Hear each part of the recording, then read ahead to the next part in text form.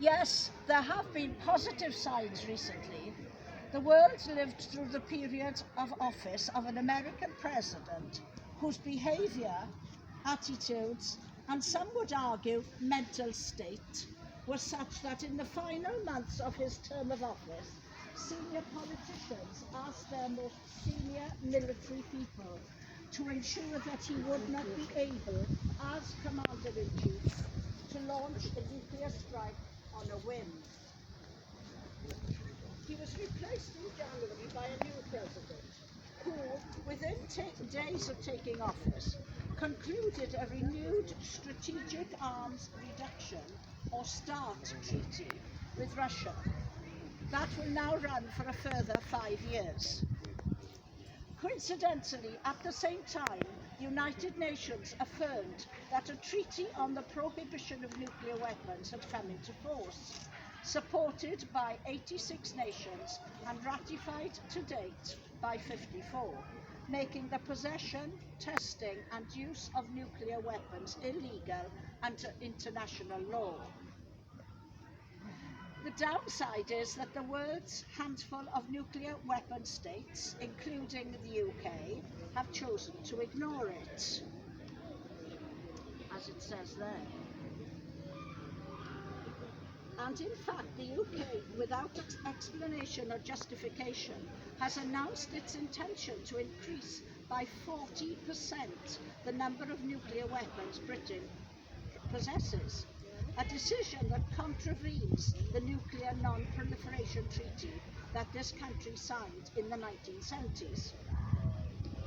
So, as we meet in remembrance of those hundreds of thousands of people, mostly civilians, who perished when 2 Japanese cities were obliterated in August 1945, the world is still a very dangerous place.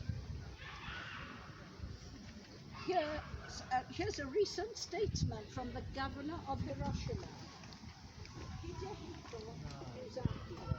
He said, "Despite nuclear abolition being the long-awaited wish of all A-bomb survivors, there are still more than 13,000 nuclear weapons in the world, with nuclear states continuing to modernize their nuclear forces. Moreover, nuclear disarmament continues to stagnate, further exacerbating global tensions."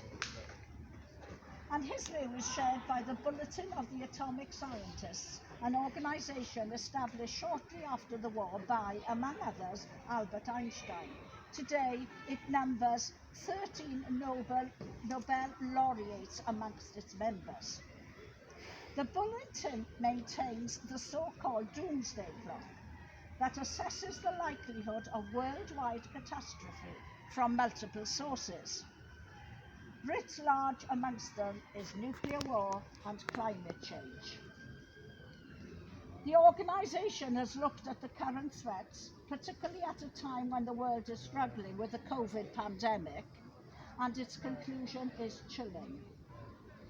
It says, "The COVID-19 pandemic will end up killing millions of people around the globe. The mishandling of this grave global health crisis is a wake-up call that shows governments, institutions, and a misled public remain unprepared to handle the even greater threats posed by nuclear war and climate change. Given this, and the lack of progress in 2020 in dealing with nuclear and climate perils, the doomsday clock remains as close to midnight as it has ever been.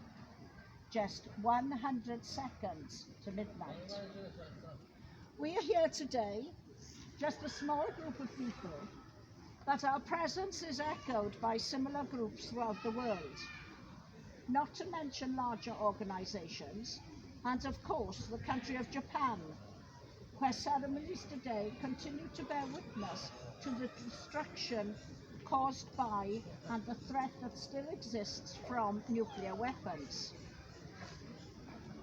In a little while, we will observe a minute's silence in remembrance of those killed in Hiroshima and Nagasaki, and indeed in all wars. But before we do that, just a reflection for everyone to think about. A parish church was close to the epicenter of the atomic blast that had